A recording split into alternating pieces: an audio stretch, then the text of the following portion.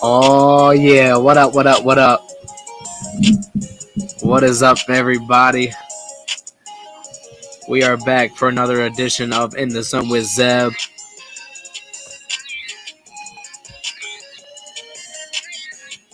Appreciate you guys tuning in.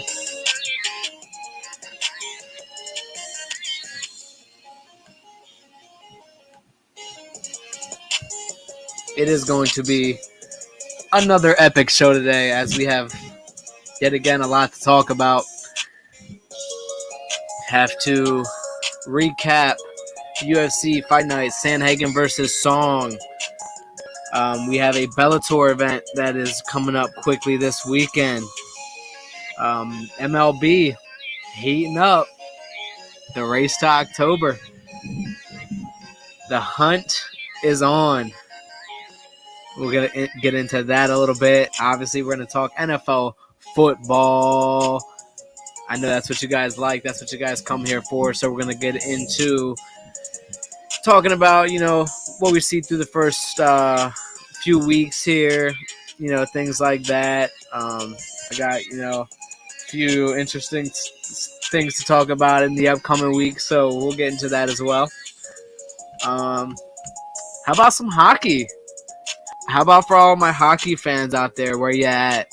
The NHL preseason does start this Saturday. So we'll dive into that a little bit. And then some other breaking news in the sports world that we're going to have to get into. So I'm super excited yet again. Appreciate all you guys coming in. If you could on your way in, hit the thumbs up for me. It's free and it helps me out a lot. Really appreciate it. If you guys feel even super nice, if you're feeling even more generous today, go ahead and share this stream out wherever you can and, get the word. Definitely helps me too. They appreciate that. See, we got some interaction in the chat already. I'll go ahead and I guess we can address this first because we're going to go ahead and get into combat sports. That's kind of what we'll kick it off with here. So first, my boy Roger Sports Talk. Just in case you guys haven't seen,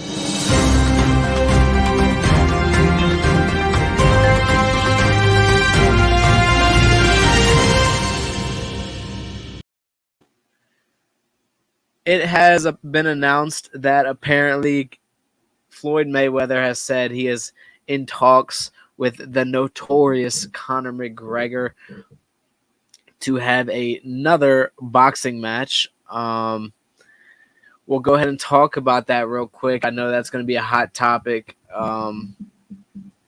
Let's not get our hopes up here yet, folks. Let's not get too excited. After this was said and kind of revealed, apparently Conor took to Instagram with a post that said hashtag not happening. I believe it was not interested. Hashtag not interested. But Floyd is saying they're talking to him about it. So definitely exciting news. Definitely something that'll get, the people talking for sure. Is it going to happen? Actually, we can't guarantee that yet.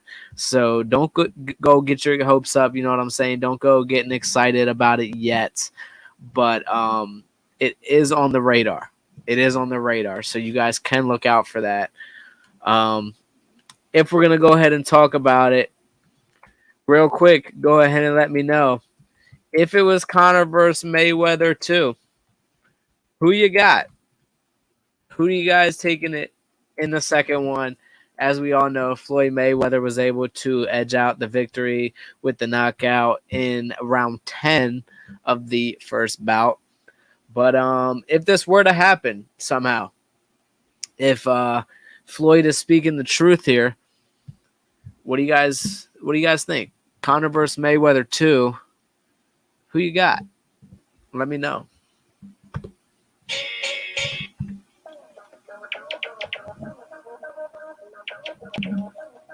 I'll tell you who I got.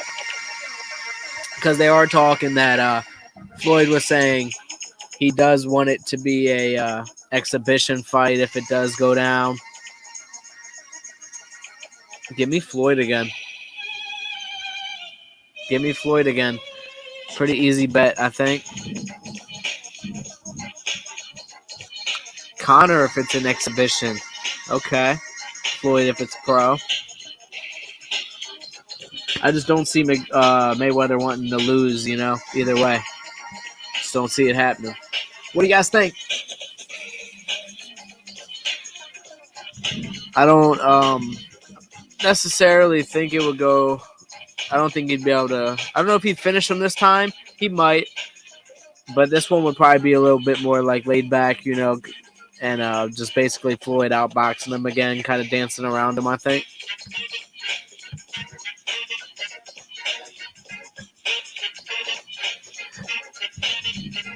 As we are on the combat sports here, we will go ahead and talk about the recap. The recap of UFC 279. What's up? Appreciate you guys all coming in here. Shout out. UFC 279. Pretty good card. An interesting card with a lot of interesting endings. Let's go ahead and get into this. So we'll start with the undercard real quick. You guys can kind of see all the results there. I'll let you guys read that as you please. Did say Robertson take her over Agapova. She was able to get the choke submission. Performance of the night. Appreciate it, Rogers. Performance of the night goes to one of the guys on the undercard for one of the bonuses. Jackson defeats Sabatini via knockout TKO in the first round. So pretty impressive performance there. If we look onto the main card, next performance of the night goes to Pfeiffer. Joe Pfeiffer defeats Amadovsky via knockout in the first round again. That one was pretty wild. Got to see that. Fight of the night is going to go to Rodriguez over Enjo Okani with a knockout TKO in round 2. That was a scrap up until that point. That was a great fight. Both guys were going at it. Rodriguez able to land, the shot. If you guys were watching that fight, Rodriguez, the winner of that bout, actually was opened up pretty bad. And it seemed in the co-main and the main event, there was 2 pretty bad cuts opened up on some guys. Rodriguez actually, with one right over the bridge of his nose, like right here, he was basically opened up from almost his eyebrows to like the start of his nose. It was pretty gnarly. Kept fighting though, was able to get the win. Then we go ahead to main event. Sandhagen over Song Yadong via a TKO doctor stoppage. So if you guys are watching this one, another very nasty cut was opened up, this time right over the eye of Song. So at the end of round 4, the doctor had been coming in, after the previous rounds, but after round 4, he had seen enough, and the cut was pretty bad. Song was leaking into that eye, kept wiping it, blinking. It was hard for him to see. So probably the right call to go ahead and, kind of wave that one off due to the cut. So now that we're looking at these results, what do you guys think was the biggest surprise of UFC Sandhagen vs. Song? What do you guys think was the most surprising result? Do you think it was, the main event being stopped, having to be stopped due to a cut above the eye? As unfortunate as that is, that's fighting. That's what it is. Was it the fight of the night? Was it Rodriguez, able to come back after, kind of eating some shots and getting cut wide open? For me, I'm probably going to go maybe not biggest surprise. I probably should have said who had the best performance. Would have been a better question. Biggest surprise, I'll go, main event. was, kind of shocking to see that have to be stopped due to a cut on song. But what I should have said, rather, best performance for me is going to go to one of the guys that got performance of the night, and that is Joe Pyfer. Dude came in. It was a nasty knockout. End of round 1. It was just gnarly. If you guys saw it, you know what I mean. So go ahead and let me know. Who do you guys think had the best performance of Song versus Sandhagen UFC Fight Night? Who was the biggest surprise? Go ahead. Let me know.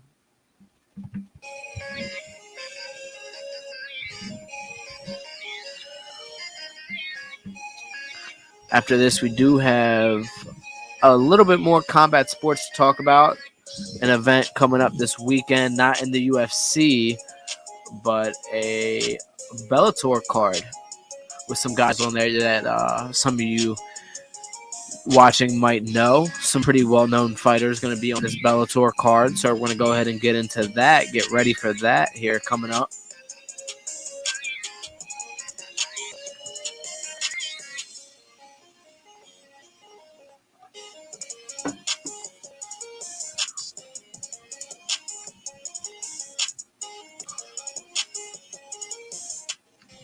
Alrighty. So now we went over UFC Sandhagen versus Song. Unfortunately, there is no UFC events this weekend.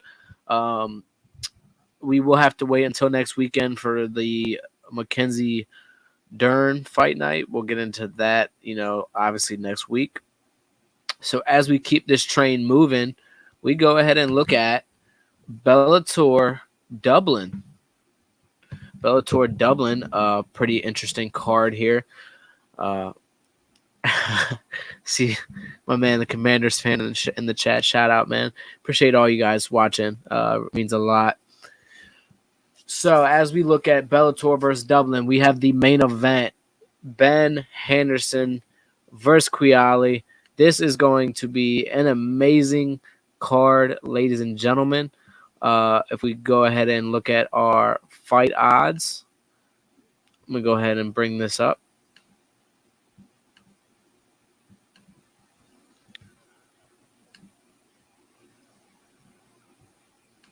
So we'll take this little banner off here. For Bellator 285, we have all of the main event odds here, which reminds me to go ahead and get our ticker going down there at the bottom, so you guys can see all of the live odds for the NFL, MLB, Bellator, all that stuff scrolling down there at the bottom. Bellator 285, Peter Quiali is the underdog against Benson Henderson in the main event. Henson's sitting at minus 230. Benson Henderson, a guy that I'm sure a lot of you guys know from the UFC legend, spends a lot of time there, had a lot of success in the UFC, as did Yoel Romero, who will be in the co-main event against Melvin Manhoff. Yoel, the heavy favorite, coming in at minus 650, ladies and gentlemen, minus 650. If we go ahead and look at the best bets, trying to give you guys kind of a little bit of a insight down there at the bottom. Zoom this out so you can see that. Ben Henderson sitting at plus 320 to get the job done within the distance. If you take him by knockout, TKO, or submission, that is taking him on the double chance. So you take double chance, Ben Henderson to win by knockout, TKO, or submission. That is sitting at plus 320. And then in the co-main, if you can take Manhoff versus Romero to go the distance, that is sitting at plus 300. So obviously the sports books anticipating a finish there. But go ahead and get yourself plus 300. Good odds sitting there. Romero does have the chance to finish that fight. Definitely could, but don't be surprised if Melvin Manhoff is able to, survive the onslaught. And although he may lose, in my opinion, I believe the fight could go to the distance. And it's sitting at plus 300. So there you guys go. Now, looking at this card, go ahead and let me know, what fight are you guys most excited about on this card? Is it the main event? Is it seeing Yo Romero? Michael, I love you, boy. Yoel Romero, are you guys excited to see him versus Manhoff? Or is it the other cards, all the other fights on the main card? Are you guys interested in Brunel versus Carvalho, Silva versus McCourt? Let me know.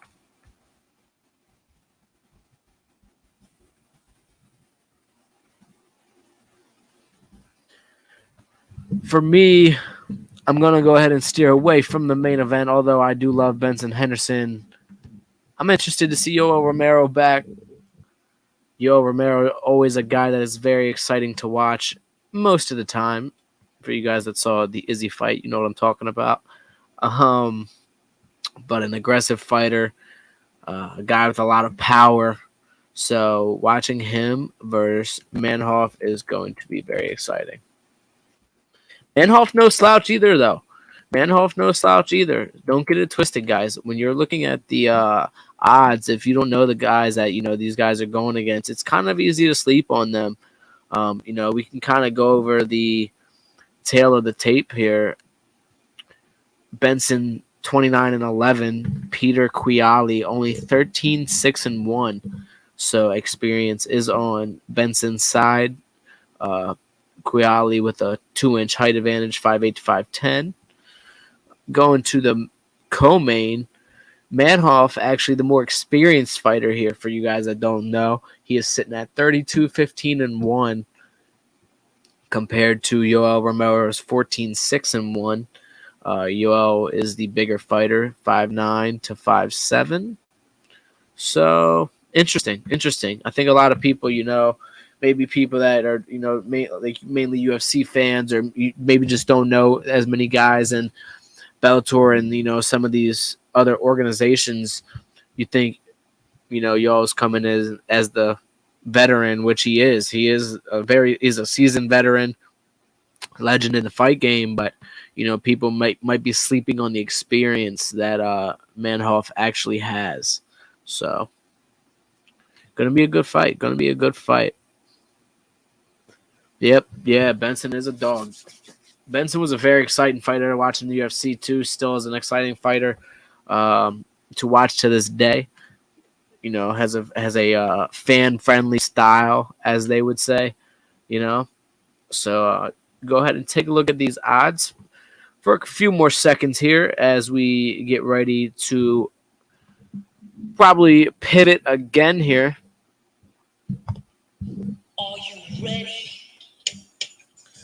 We have talked about our combat sports section here, the potential rematch of Conor McGregor versus Floyd Mayweather. Don't know if that's going to happen yet. Don't count on it yet.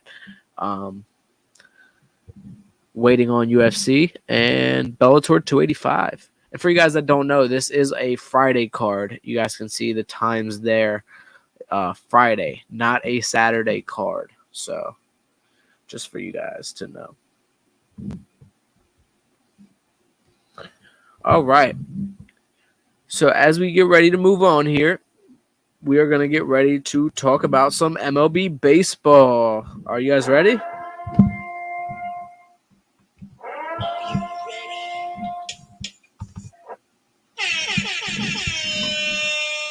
The hunt is getting closer and closer, and October is nearing in, ladies and gentlemen. October is almost here, and as we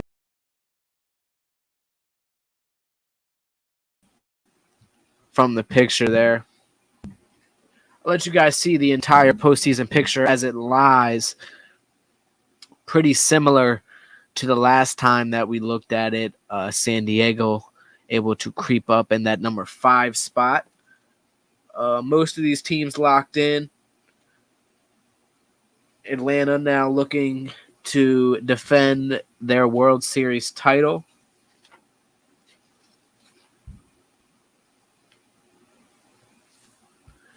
LA and Houston sitting pretty at the number 1 seed. The New York teams holding it down at number 2. And like we said, same guys, 4 through 6. a little bit of fluctuation there, though. I know Seattle jumped up there for a second. And unfortunately, the Orioles are not looking like they're going to make it in. Sorry to all you Orioles fans out there that are riding with me. Oh, no! We suck again! No, we don't. No, we don't. You stop that. Hey, you stop that. Don't you say that. No, we don't. We are right on the outside looking in. It's not looking like we're going to make it in this year, but, great season for a bunch of young guys. A few vets in there to kind of help steer the ship and lead the way, but mostly a lot of young talent. So, the next few seasons going to be looking very bright in Baltimore. As we go ahead, we'll look at the wild card teams as it does lie. Baltimore sitting at around 76 and 70. I did put this together a day or two ago, so these odds are kind of, give or take, but pretty accurate here. We see the division leaders. Baltimore right on the outside as Milwaukee is as well. Milwaukee a little bit closer, kind of on the tail of Philadelphia. Let me know if you guys think Milwaukee will kind of be able to maybe sneak in there and, through these last few games past Philly. But for the most part, it's looking like the seeding is locked. So, as the seeding lies, we got to go ahead and look at some of the stars, some of the guys that, have been helping to lead the way here for some of these teams. I know this is probably a little bit skewed on your guys' end. We'll go ahead and take the ticker off here just for a second. Looking at our batting leaders, batting average for the top five, you got Freddie, Paul, Jeff McNeil, then Aaron Judge, Xander Bogaerts. Home runs, obviously, Aaron Judge sitting at number one. The second closest to him is about 20 away. Aaron Judge sitting at about 60 home runs. Kyle Schwarber at 40. Austin Riley, Jordan Alvarez, Pete Alonso. You can see the pitching leaders there. Kyle Wright, Urias, Verlander still sitting at the top, in his older age. That's for wins and ERA. Pretty much the same. Shane McClanahan, Sandy Alcantara up there with the ERAs, though. This kind of is going to go ahead and pivot into the next little thing I wanted to talk about here. A guy that is taking over the MLB, a guy that is taking over baseball, and is doing things that people haven't seen in a very long time. Brings us to our next point here. Aaron Judge might not be human, ladies and gentlemen. Seriously, let's go ahead and bring it back in here. Aaron Judge might not be human. Now, hear me out here. I haven't discovered if he's a robot, if he's alien, or if he's like government constructed. But what this guy is doing, man, he's like, when it comes to home runs, this dude is. I drank a beer. Hit another home run. 3 beers. 4 beers. Oh no. 5 beers. 6 beers. 7 beers. 8 beers. 9 beers. And a bloody Mary. It is nuts. This is stuff that we haven't seen in a long time. He's now, as we look at the notes here, 1 home run shy of Roger Morris's ALC single season record. Only 5 people, ladies and gentlemen. Are you ready? Only 5 people have hit 60 home runs in a MLB season ever.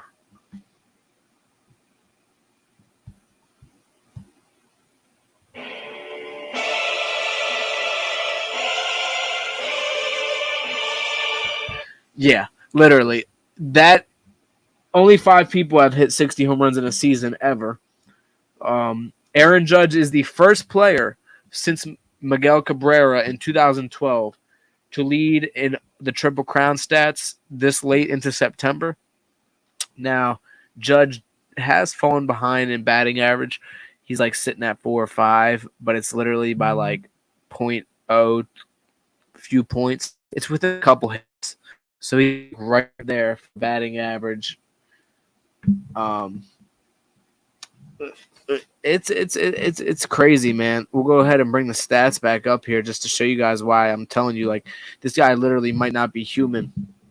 So he's leading in home runs by a mile, leading in RBIs decently handedly, about a 7-run lead there, but should be able to hold on to that.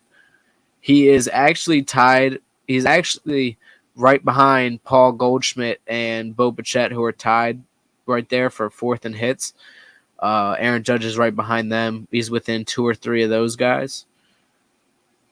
So as far as RBI, batting average, home runs go, this dude has a serious chance to make a run for the Triple Crown. A serious chance. His home runs have also, last fun fact here for you guys, tied him 8th all time. 8th all time. With none other than the great Babe Ruth. Shout out. And the last person to hit 60 home runs in a season. Do you guys know who it is? Are you ready? Go ahead and let me know. Who was the last person to hit 60 home runs in a season?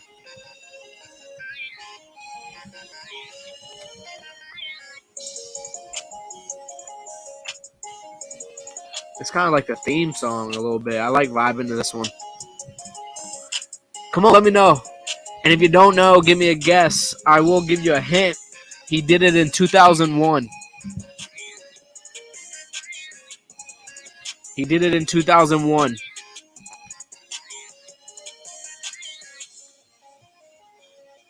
Somebody's got to have a guess out there.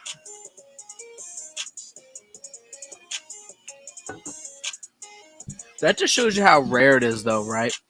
I mean, for only 5 people to do this in a season, and the last time it was done was over 20 years ago.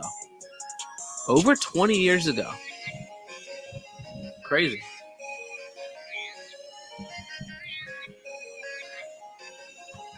So for you guys out there that are wondering, the people that can't figure it out, I will let you know.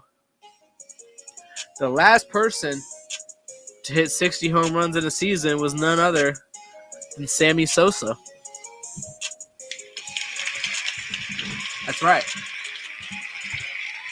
Sammy Sosa, the last person to have 60 home runs in a season, and I believe he had 61 or 64. It was 64. So let's go ahead and real quick, we will run through the top 10 most single-season home runs in MLB history. None other than Barry Bonds sitting at number 1 with 73 in 2001. That's another guy you could have said as well. Mark McGwire, 70 and 98. Sammy Sosa, 66 and 98.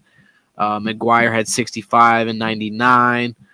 Sammy Sosa had 63 and 99, 64 in 2001. Roger Maris, 61 in 1961. Aaron Judge, obviously now 60 in 2022. Babe Ruth had 60 in 1927. Giancarlo Stanton, not far behind, though. Aaron Judge's fellow teammate had 59 in 2017. And then tying him at the 10 spot for 59 is Babe Ruth again in 1921. So pretty cool. A few guys that, are kind of recent. However, not many. And isn't it interesting that the most The two guys that are the most recent are both on the Yankees, and they both play together right now. Giancarlo Stanton and Aaron Judge. And as an Orioles fan, I do not love that. But it is what it is. So, again, these are your MLB leaders going into the end of the season here. Go ahead and look at that one last time.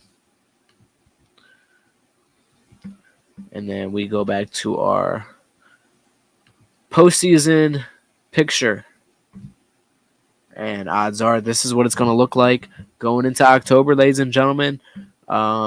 Possibly the Brewers still make a run at that 6th spot against the Phillies. Maybe, probably not, but maybe. So, yeah. I think that's going to about wrap it up for the MLB for this week. We're going to obviously stay on this as the regular season gets ready to end.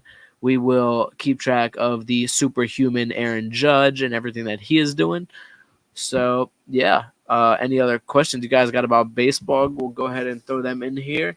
If not, we have one more thing I want to kind of get into here. Kind of some breaking news a little bit. I'm not breaking the news, but, pretty shocking news. So we will go ahead and move on from baseball for now.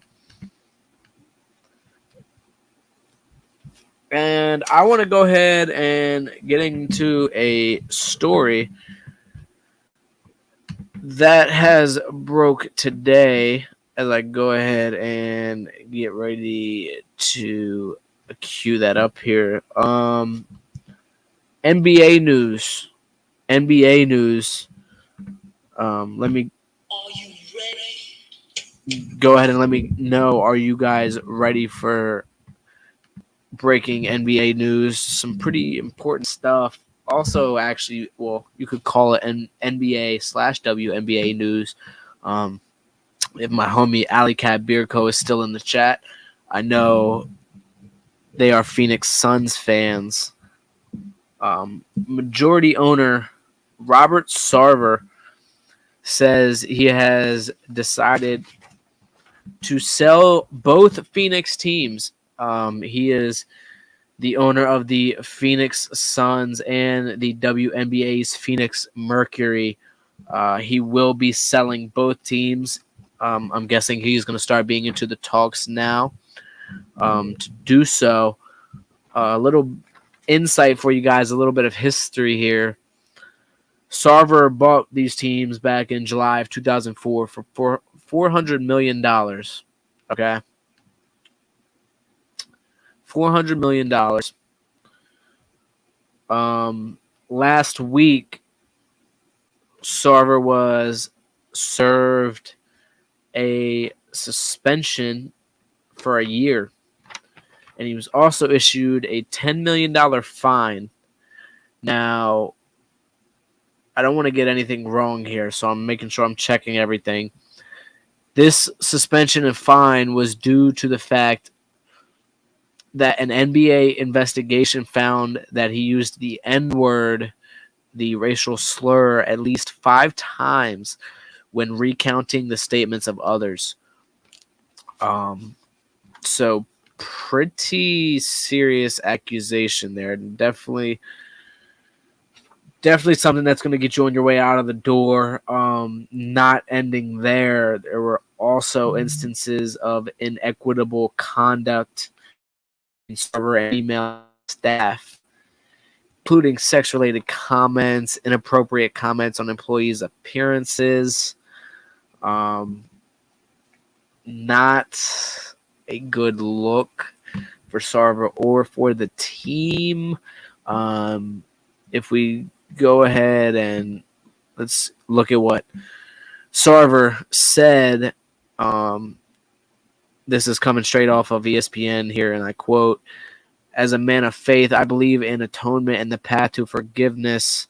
I expected that the commissioner's 1-year suspension would provide the time for me to focus, make amends, and remove my personal controversy from the teams that I and so many fans love. But in our current unforgiving climate, it has become painfully clear that that is no longer possible, that whatever good I have done or could still do is outweighed by things I have said in the past. For those reasons, I am beginning the process of seeking buyers for the Suns and Mercury. So that's your official statement there. Another thing he says here is words that I deeply regret now overshadow nearly 2 decades of building organizations that brought people together and strengthened the Phoenix area through the unifying power of professional men's and women's basketball. So, interesting statement there too. So basically he's kind of saying, hey, things that I had done in the past and I tried to make up for with all this stuff that I've done. Why is all this good that I've done not good enough to kind of, make up for that stuff? And yeah. Just take your L, bro. Just take your L. Is what it is. That is just completely unacceptable behavior. And you got to know, if you do something like that and you're supposed to be some type of a professional in a, in some type of executive capacity or ownership, role, that's definitely not going to fly. So Sarver on his way out, obviously, like as you said, going to be selling the teams. Now, I know there were some questions where it comes to his ownership with the team. So Sarver does not have full ownership. However, he owns approximately 1/3 of the stake in the team. So with Forbes recently estimating the value of the Suns at $1.8 billion, he's a third owner. He's a majority owner. So although he does not own them in full, he does have the authority as the managing partner to sell the team. So because he is the managing partner and, majority owner, he has authority to sell the team in full. Now, from the report that I'm reading here, I'll go ahead and throw this up there for you guys to answer while I go ahead and read this for you. Do you think this was the right move for Sarver to sell? I see someone kind of already answered this in the chat there. Do you think this was the right move for him to sell? Although he had gotten a suspension and a fine, it's not like he got, he wasn't kicked out. Was this the right move for him to sell? And is this a good or bad move for the Phoenix basketball teams? Go ahead and let me know in the comments. Going through the rest of the report here.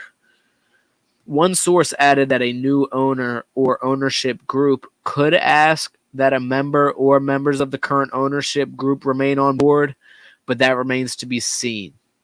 So I think Larry Fitz is part owner in that too. So it sounds like whoever Sarver decides to sell to, be it that new owner or ownership group, sounds like they get the decision on whether the rest of the partners stay in or out. So pretty interesting there. We'll have to see, whether he sells to ownership group or, he does something like the Broncos just did and sold to a pretty successful, pretty, rich owner in the Walmart owners. So we'll see what path they take here. Personally, I'm going to go ahead and say I think it was the right move for Sarver to sell. I think it was time, you get accusations like that. That's not something that you want to have hooked on and attached to your team. It's kind of, just negative energy. It's you lose respect of a lot of guys, when it comes out, when things like this come out. So best move is for him, I think, just to sell and move on. And I think it'll be good for Phoenix, although he has, built a success, a decently successful team here recently. I think it'll be good for them. They have talent in place, and I'm sure most of the owners that buy teams now are at least capable of hiring decent, front office people or capable front office people. And I think Phoenix is already in a good place.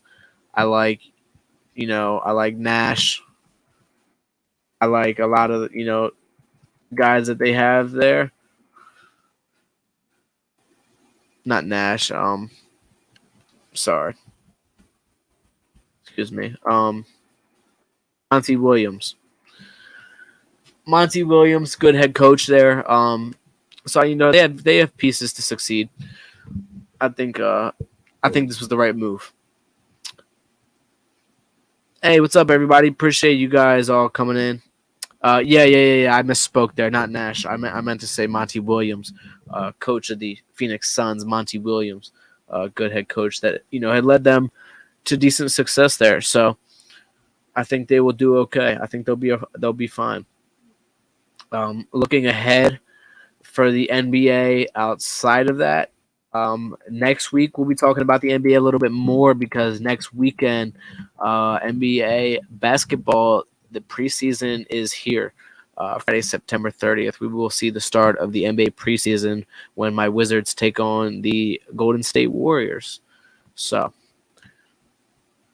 just wanted to cover that, though. I know that was a breaking news story. The selling of both Phoenix teams, pretty big there. So, as we get ready to move on, we have one more topic to talk about before we dive into NFL football for the week, and that is something I know a lot of you guys have been waiting for. Something that I'm educating myself on more. NHL hockey is back. That's right. NHL hockey is back this weekend. As we go ahead and get ready to look at the matchups here on Saturday, the Senators will take on the Maple Leafs in a double header, it looks like, at 1 p.m. and then at 7 p.m. That's interesting. Then the Bruins will take on the Flyers at 7 p.m. Eastern, and then they finish out with the Blues and Coyotes at 8 p.m.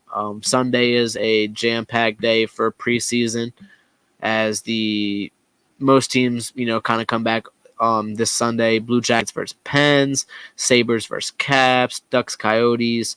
Avalanche will take on the Wild, defending champ Avalanche.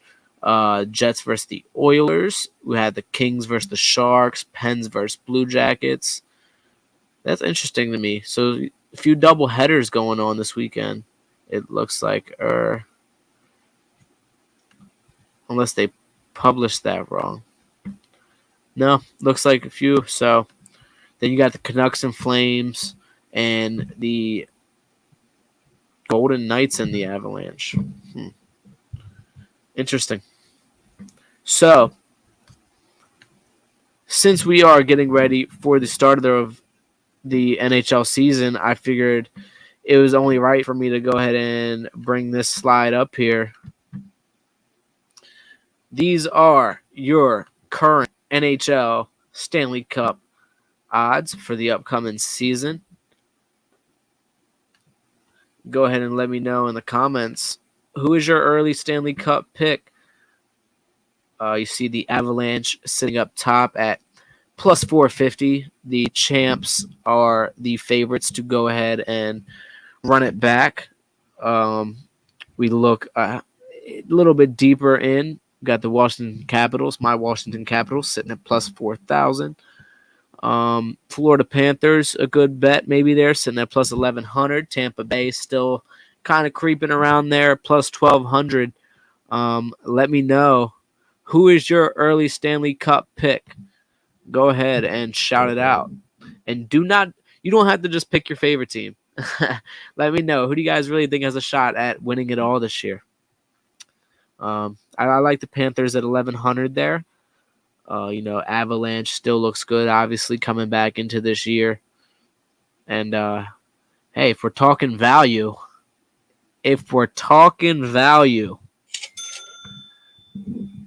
Don't forget about them caps, baby. Don't forget about them caps. But few interesting dogs there. Few interesting dogs. Vegas is at plus 1,900 as well as the Pens. Boston's sitting at plus 2,800. So go ahead and one other question. If you guys don't want to tell me who your Stanley Cup pick is, if you're too scared, if you think it's too early and you don't know who's on what and what's going to happen where, that's okay. You can just go ahead and let me know. Who is your NHL team going into this season? I already see a Capitals fan in the chat. Shout out. But claim your NHL team now. Claim your team now. I don't want to hear the bandwagons coming in at midseason, picking up, whoever's in the lead, all that stuff. I'm keeping tabs on y'all, all right? I'm going to check back. Don't think I don't have this stuff saved, because I'll check back on y'all and I'll see. Claim your team now. Don't be a bandwagon. As a matter, you know what? I shouldn't be a bully. If you want to be a bandwagon, be a bandwagon. But I won't be. I'll be supporting my Washington Capitals. Shout out. CAPS Caps. Let's go, baby. So go ahead, let me know. Support your team. Support your NHL team. NHL hockey, something rather new for me in the past few years, couple years, to be honest with you. Ever since, I'm getting into sports broadcasting and I've gotten older and branched out in my sports, I've found actually a lot of liking in hockey. It's very fast-paced. Something's always happening. There's always action. The shots and setups that these guys make is just absolutely unreal. So definitely been getting into some hockey. Go Avs, the returning champs. Hey, that's the first warning for the guy in the chat talking about the Dolphins. Although we do have to talk NFL football coming up here in a second. Please don't bully me. I already felt enough sorrow about our L.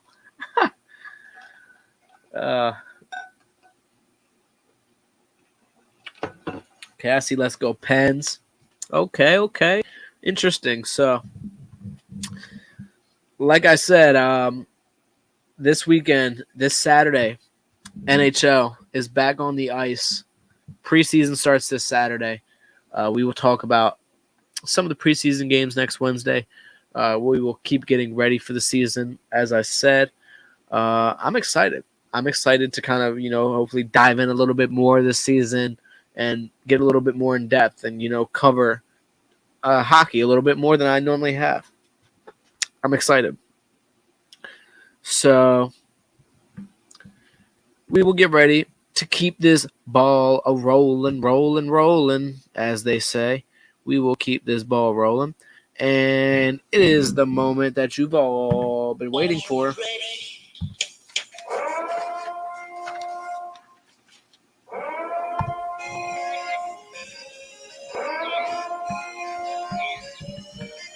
It is time to talk NFL football. Ladies and gentlemen, the season is going by very fast. We already into week 3. Some guys, kind of starting to shock us. Some guys, doing as we expected them to. So let's go ahead and get into it. We are here to talk about football. Now, obviously, we have to start with last week. Unfortunately, my Baltimore Ravens falling to the Miami Dolphins in very tragic fashion. We'll go ahead and bring up the standings here as they lie. Get that out the way. So these are the standings as they lie. As we look back at, the results from this past week, obviously Monday night, the Vikings did not show up to play against the Eagles. The Eagles looking very good in the beginning of the season. Also, Monday night, the Titans just got absolutely stomped into the grass by the Buffalo Bills, who are showing why they are the Super Bowl favorites early on. Oh, yeah. Zeb, chill on me, guys. Hi. Cowboys get their first win, and it's without Dak Prescott. How about that? Taking down the Bengals 20-17.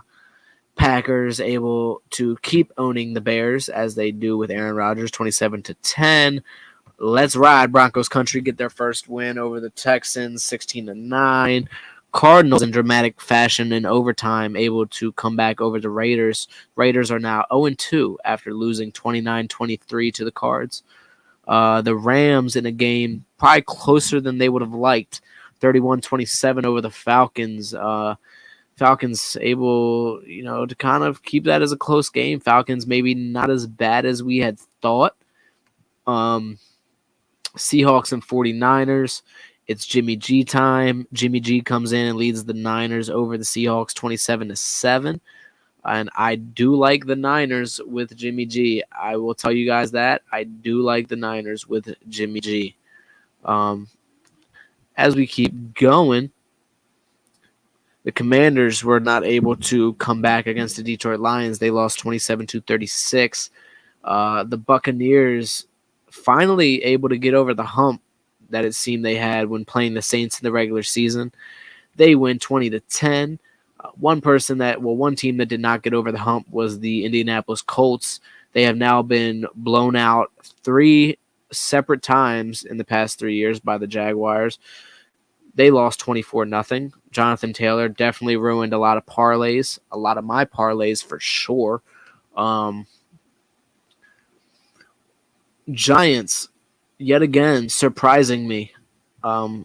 Maybe the Panthers are a little bit worse than I thought because they lost 16-19 to the Giants, or maybe I underestimated the Giants. Still don't think they're going to end up doing too well.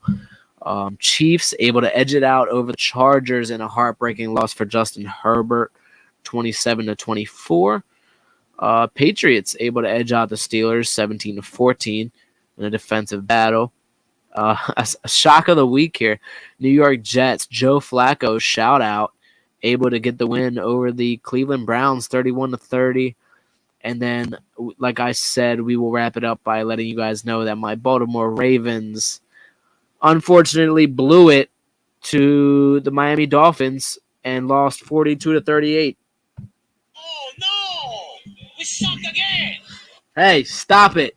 I told y'all, stop saying that. Whoever just did that. We don't suck. As we dive into the Ravens game real quick, obviously you guys know that's my team. Played very well through the first half, even to the third quarter. Lamar Jackson still, playing lights out, 300 yards, 3 touchdowns, over 100 rushing yards. It just seemed, for some reason at the end, the defense kind of fell apart, started, falling victim to the speed of the Miami offense, allowing Tyreek Hill to get behind us a few times, especially, on some of our younger cornerbacks and DBs, kind of taking advantage of that. Jalen Waddle with a lot of, yards after the catch. So Tua throwing 6 touchdowns on us, man. It hurts, man. It hurts because we should have played a lot better. We should have clutched that game out. There's no reason we should have lost. Running backs not looking too impressive, though, as we go ahead and look at Baltimore's stats here real quick to date in the rushing department.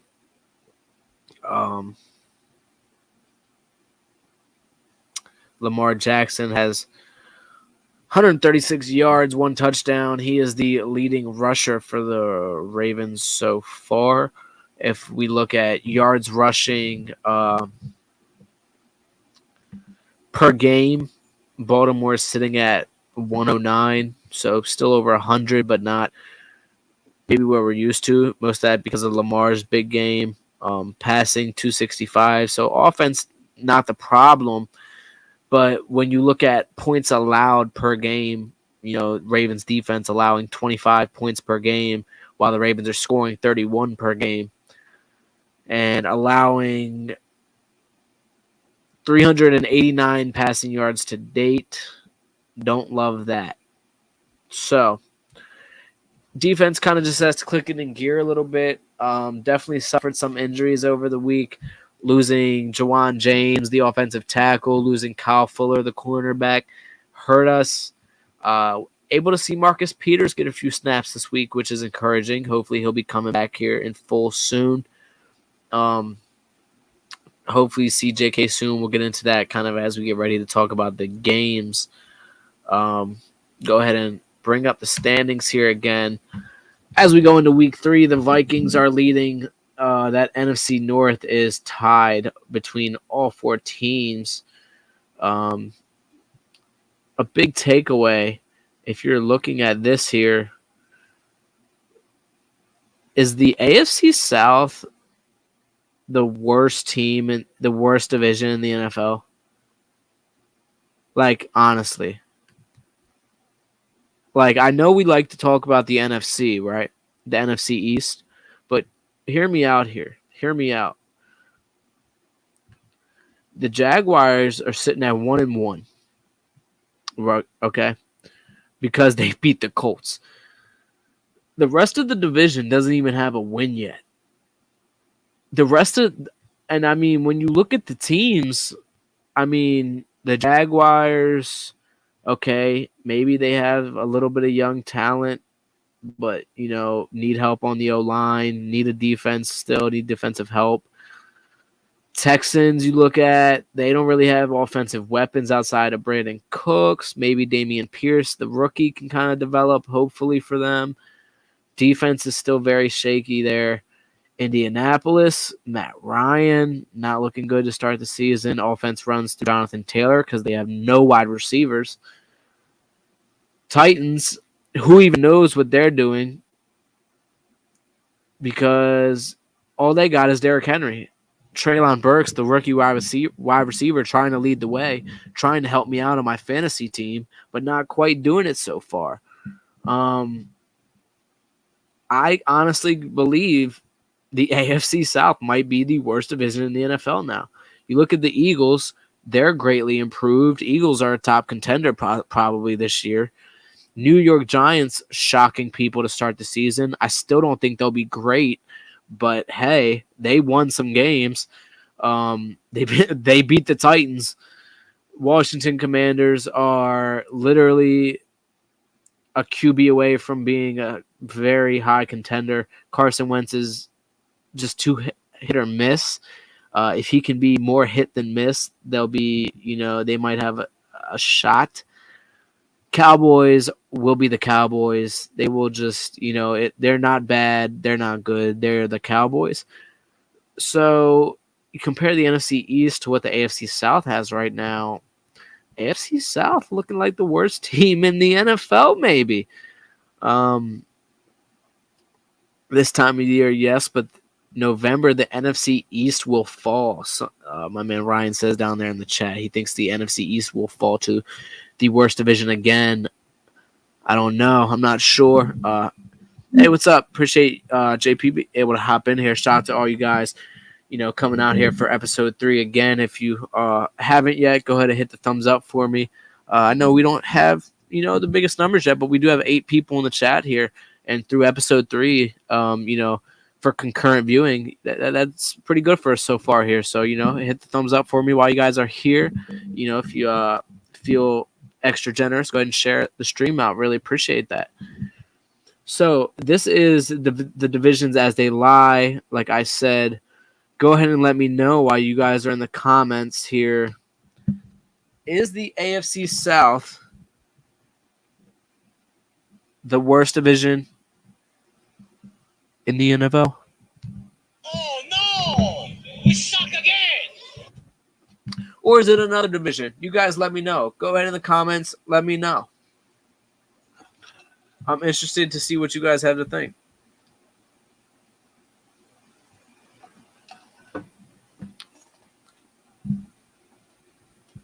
While we get ready to see those answers flood in here, I will go ahead and move on to our next NFL slide. Don't forget, like I said, guys, let me know. Where's it at? There you are. There's my little bar. Who is the worst division in the NFL? Am I right? Is it the AFC South now? Is it still the NFC East? Or is it somebody else I'm not really thinking about? I want to go ahead and bring up our league leaders here throughout the first 3 weeks. These are the NFL passing leaders, some guys that you might be shocked to see at the top. Tua is sitting at number 1 in passing yards, sitting at 739 yards. My man Joe Flacco at the number 3 spot. Carson Wentz still at the number 2 spot, which is interesting to see those guys up there. Other than them, a lot of the young talent is sitting there at the top.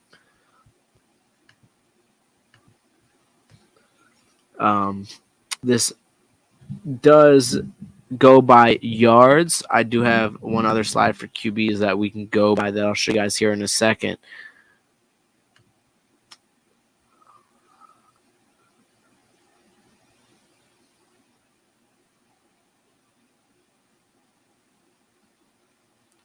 So as you're looking here, I want to go ahead and highlight, a few guys. I had this prediction early on in the season. I said Jalen Hurts was going to take a huge leap this year. I said that Jalen Hurts, was going to kind of really come into his own and show why he's one of the better young QBs in the league, and he is showing that. Russell Wilson still, able to float around the top of the league after, a rough week 1. Matt Ryan not too far down, even though he hasn't been too impressive yet. But as this goes by yards, I want to go ahead and show you right here. This is our top 15 by QB rating. Something maybe a little bit more accurate to judge a QB by in their overall performance, kind of. Jordan Love and Braden Mann crossed out there just because of lack of attempts. That's why they're so high. Probably should have crossed Jimmy G out as well, but I didn't because he's about to be starting. But if we look at guys with the highest QBRs, kind of what you would expect to see. Top 3, Mahomes, Allen, and Lamar. Obviously not too shocking there. Then we have Tua, Justin Herbert, Carson Wentz, Jared Goff. Good to see Jared Goff, performing well throughout the early part of the season. Good to see him up there. Daniel Jones able to, perform through the first 2 games of the season. Like I said, it's very early still, so we'll have to monitor this as the season goes on. But these guys are playing well through the first 2 games. These are kind of guys that are off to a hot start. Obviously, as I said, Jalen Hurts off to the hot start. But those I would say top 3, top 4 guys, maybe, at least top 5 are kind of, definitely ahead of the pack right now. Good to see Lamar up there. Good to see my boy Lamar up there for sure as he battles for a contract this year. Good to see him performing as he needs to be. We keep going through top performers through the first 2 weeks. These are your top rushers for the first 2 weeks. Saquon comeback season is looking good so far. He does have 236 rushing yards through the first 2 weeks. Jonathan Taylor, DeAndre Swift, a few guys you might know up there. And look who's up there again. Shout out, Lamar Jackson. Not only a top rusher, Not only a top passer, but a top rusher. That dude is something else.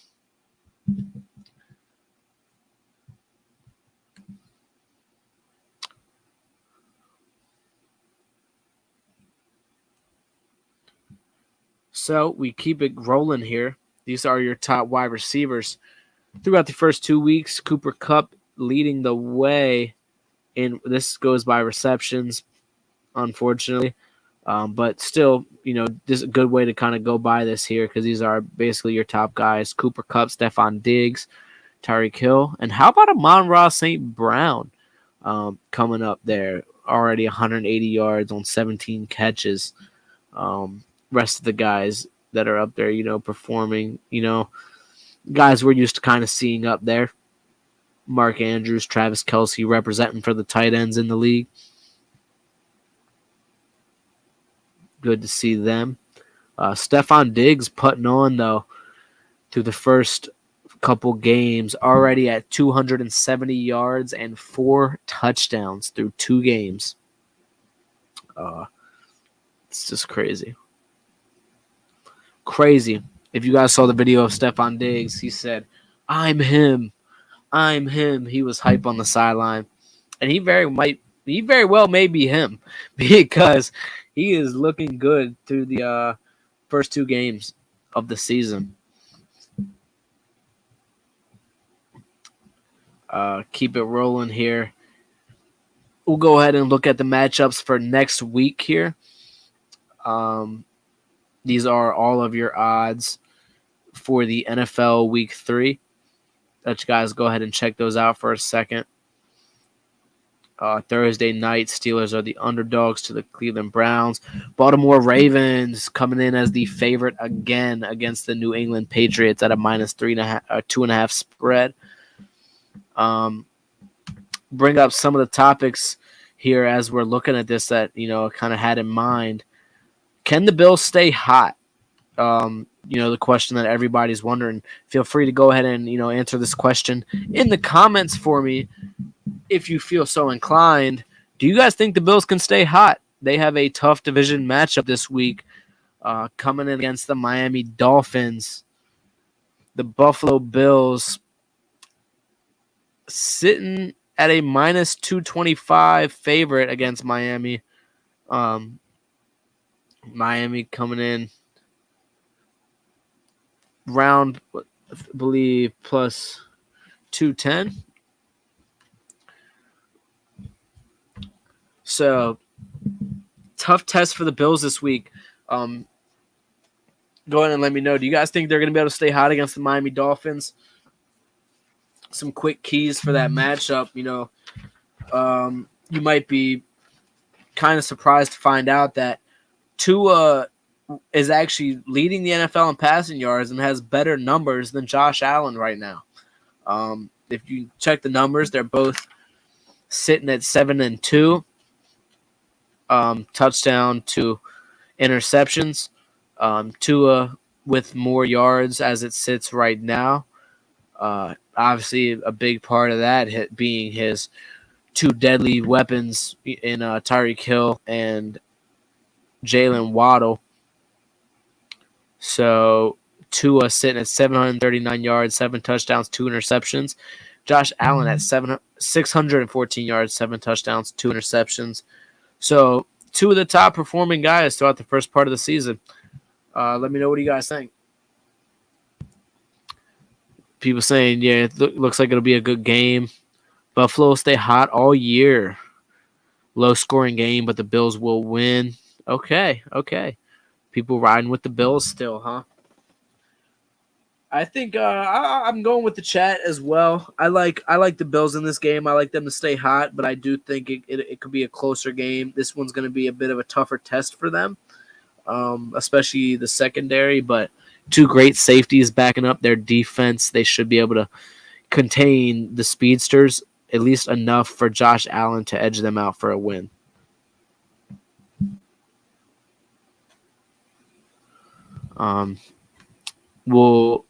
Going off of that, the Miami Dolphins, a team that, maybe a dark horse for some people to look out for in the playoffs after beating the Baltimore Ravens. What does that first loss mean for the Ravens? We look here, they're coming in at minus 146 against the New England Patriots. And it's time for the Ravens defense, we got to kick it in gear here for sure. Won't have to worry about the speedsters or the, big deep threat as much this week. But, Lamar Jackson playing extremely well throughout the first part of the season. We're still seeing about whether we will get J.K. Dobbins back or not this year. And, we did talk about Aaron Judge. If you can go ahead and check that out on the replay. And afterwards, I will be, if you guys checked out last week's live, I'll be sectioning off the videos now so you guys can see what's baseball talk, what's football, what's, UFC talk. So I'll section it off after the video. That way you can go back and watch the baseball talk to see what we think about Aaron Judge's historic season. Yeah, I actually brought out some pretty cool stats about his season so far. So, but honestly, probably I think just a reality check for the Baltimore Ravens. Kind of like, hey, although we are one of the more talented teams in the league this year, there's teams we got to worry about, man. Our secondary still not completely healthy. Like I said, hopefully Peters comes back soon. We saw him for a few plays last week. Fuller out now for the year. Hamilton, the rookie, kind of, still developing. Looking good, though, so far. It'll be important, for the secondary to be able to contain big play guys throughout the rest of the year. As long as we can do that and generate a better pass rush, I think, we definitely need to get some more pressure on the QB to help out the secondary. Probably why Ravens had an interview with Jason Pierre-Paul this week, talking about bringing him in. We will see if that happens. But generating a little bit of a quicker pass rush to kind of help out that secondary, and then just not letting those speedsters, those big play guys get behind us will be key. Lamar, just keep doing what he's doing. Offense is playing well. We have nothing to worry about there besides the run game a little bit. Would like to see more production from Kenyon Drake and Mike Davis. Like I said, all those are just time. We're just feeling JK to get back, and Gus. Seeing those guys, get a little bit more production in the run game would definitely help Lamar out. So not scared yet. First loss of the season was bound to happen at some point. So we will keep on moving. We will be okay. I want to go ahead and bring these odds back up here real quick, because while we have these up here, I have a question for you guys. Well, actually, not a question. I have a segment for you guys. Are you ready? Let's talk about gambling. Let's talk about making money.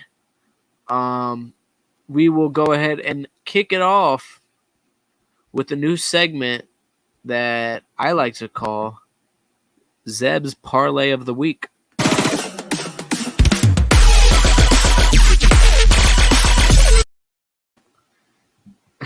Quick little graphic there for you guys.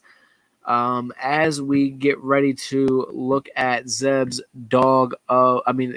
parlay of the week, I will bring it up right here for you guys. This one is a 3-legger, something simple.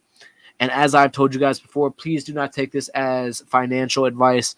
Please don't take this as me telling you to run to the casino and spend all your money. This is not financial advice. This is just hypothetical gambling scenarios. But parlay of the week, you have Chargers spread -7 against the Jacksonville Jaguars, and then you're going to go ahead and take the Pittsburgh Steelers money line versus the Cleveland Browns. And then after the Cleveland Browns taking the L to the Steelers, as much as it pains me to say that because I don't like to root for the Steelers, but I think it's a good bet this week. You're going to take the Bills money line because I don't feel comfortable taking the spread this week with them. I think Miami gives them a bit of a fit. I think it's a close game, but I do like them to win. So again, that is Chargers spread -7, Steelers money line, Bills money line. That comes out at plus 629, plus 629 for the odds, which means if you bet 100, you make 629. That is Zeb's Parlay of the Week.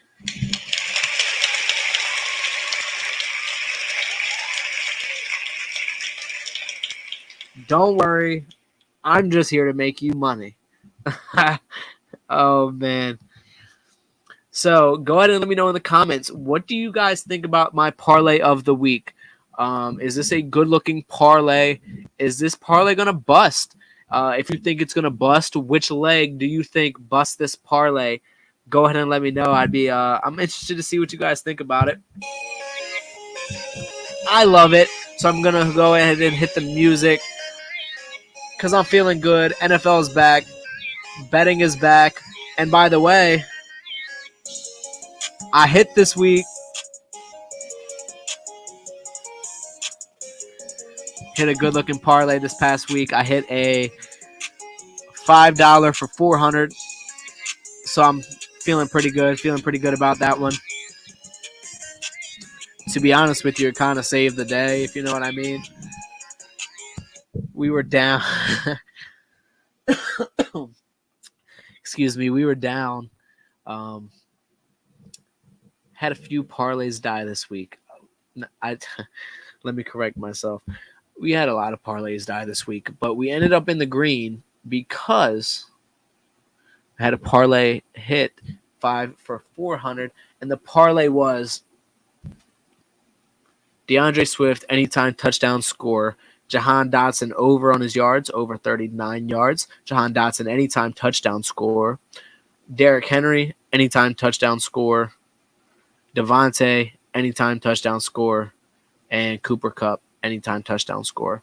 So that was a 6-legger. But that is last week, and this is this week. So let me know. Is this going to hit or bust? Parlay of the week. Parlay of the week, I like it. But if it busts, it's going to be the Steelers. Okay. Fun fact for you guys on that matchup, actually. So the Steelers are actually 9-10-1 against the spread in their last 20. The Browns are 8-11 in their last 19. The Steelers do come in without TJ Watt, which is a hit. However, their defense is second in the league in interceptions so far this year with 5. They allow 4 yards per carry. This is the stat that makes you really want to believe in the Steelers this week. Although it is against the spread's very low for the Steelers. What is this? What is this? 5.5.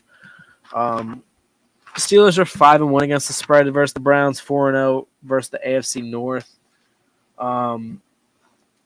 Listen, I get it. Nick Chubb is great. He's averaging 5.3 yards per carry through his career. He has 228 yards already this season. The Browns are 1-5 in their last 6 at home. The Steelers come in with, although no TJ Watt, a very good defense, one that I think is more than capable of shutting down this Cleveland offense. You know, when you think about it, they do have a dual threat in the backfield with Kareem Hunt and Nick Chubb, but if you're able to shut that run game down, you have Jacoby Brissett and Amari Cooper. Amari Cooper, yeah, a great receiver, but not someone that, a defense can't stop, or, someone that'll scare you with Jacoby Brissett throwing the ball. Steelers going to have to lean on a little bit of more production from Najee this week, probably. Coming off a tough week against the Patriots. Like I said, that was a defensive battle, though. I think it's a defensive battle this week, and I think the Steelers are able to get it done. So there you go. as we talk a little bit more about football gambling here, we have another section that I want to bring up for you guys. One that will be another weekly section. This one actually has a pretty cool sponsor when you guys see the intro. So, without further ado, it's time for...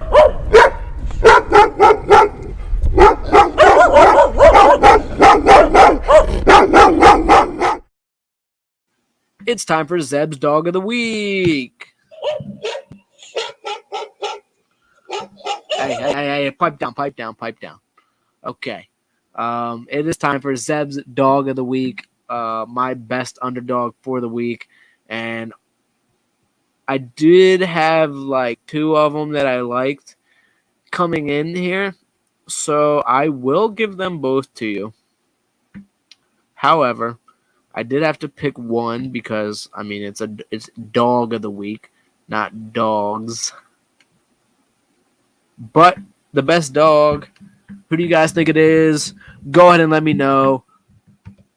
Who is your guess for Zeb's Dog of the Week? Go ahead and hurry up and throw it in the chat because I'm about to post it right now. Hurry up. What is your guess? Too late. Sorry. You waited too long. Sorry. As much as it pains me to do this, man. I know the Ravens fans are looking at me, bro, like... Wow. Crazy. Crazy girl. And I may be crazy, but I really like the Steelers against Cleveland. I'm not high on Cleveland. I think coming off a loss, the Steelers are going to be hungry for a win this week, especially Tomlin is going to be hungry for that in-division win. It's going to be key for them to win this early season before Deshaun comes back at some point. So give me the Steelers for the best dog of the week.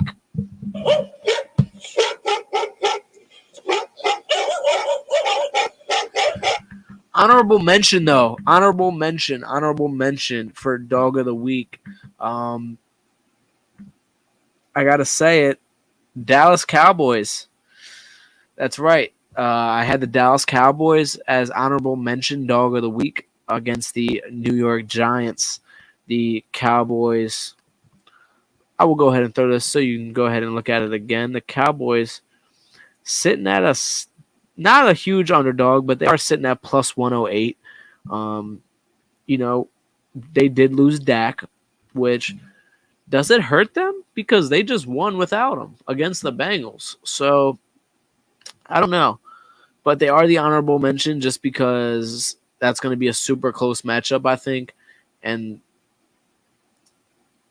for some reason, man, the Giants are like proving me wrong through the first 2 weeks. But this could be where they fall. This could very much be where the Giants fall, especially in division. So if you guys need another one, if you don't like the Steelers, check out the Dallas Cowboys this week. They could be a good bet as well. So, all right. Go ahead and make sure we got through everything, ladies and gentlemen. Go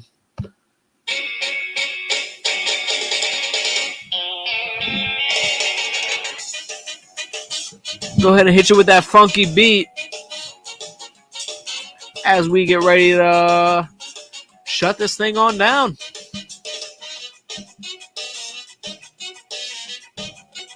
So, just to recap, we talked UFC recap, Song vs. Sandhagen Fight Night, Bellator 285 Dublin is this Friday, ladies and gentlemen. This Friday. Check the ticker scrolling at the bottom for fight odds. You can also check here for fight odds.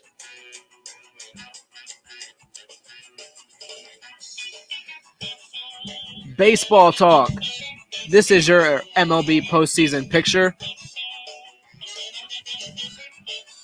As we near October, ladies and gentlemen, it's getting closer and closer.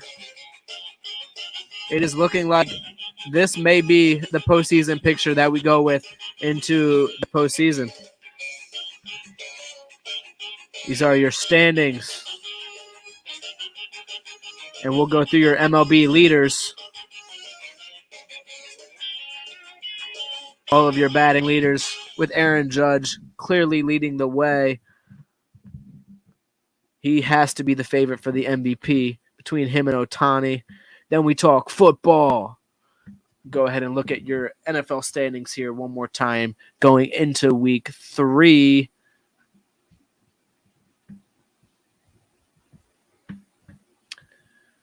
Going into week 3, these are also your passing leaders, ladies and gentlemen. Through week 2, Tua is hot. A lot of the young QBs starting to show out through the early portion of the year here, as you can see by the graphics. Then we go into who is rushing, who is running the ball well.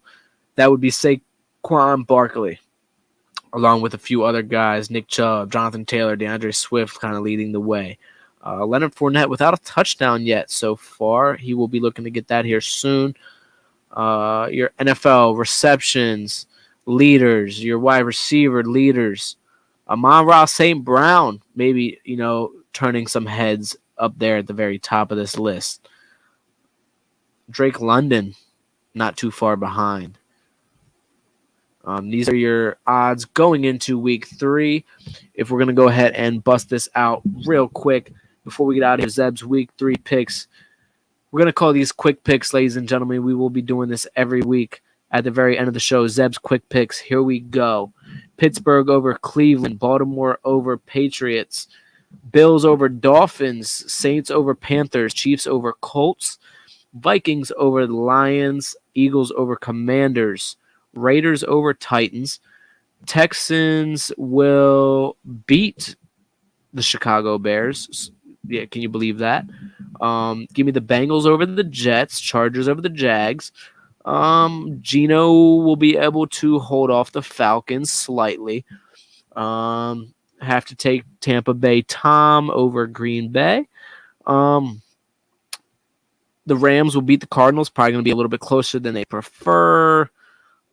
I almost want to take Russ over San Fran, but give me Jimmy G for the Jimmy Magic since he's back. And then give me them boys, Dallas Cowboys, on Monday night against the New York Giants. And those are your quick picks. Real quick, these are your Stanley Cup odds too. Did a little bit of hockey talk today as the NHL preseason does start this weekend, ladies and gentlemen. This weekend. I hope you guys are ready. We'll get into a little bit more hockey and basketball talk next week. But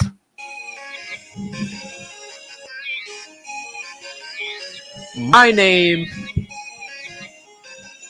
is Zeb, also known as Zeb Media. And this is the Zeb Media YouTube channel. Oh, man. Is it time to say goodbye already? Is it really time to say goodbye already? I mean, I swear, this week flew by. But I hope you guys are enjoying the show. Starting to, kind of level up each week here. I hope you guys notice, adding our segments in, getting our graphics right. We got the new camera angle this week. Shout out. You get to see the studio.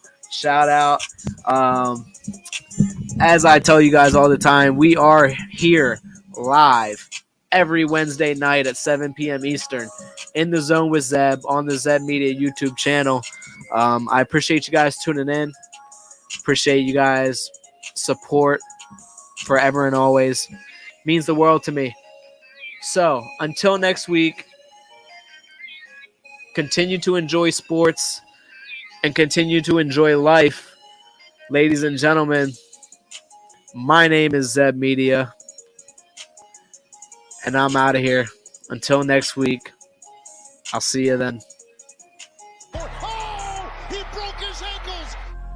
Goodness. Out of nowhere. Oh, there's a drive to deep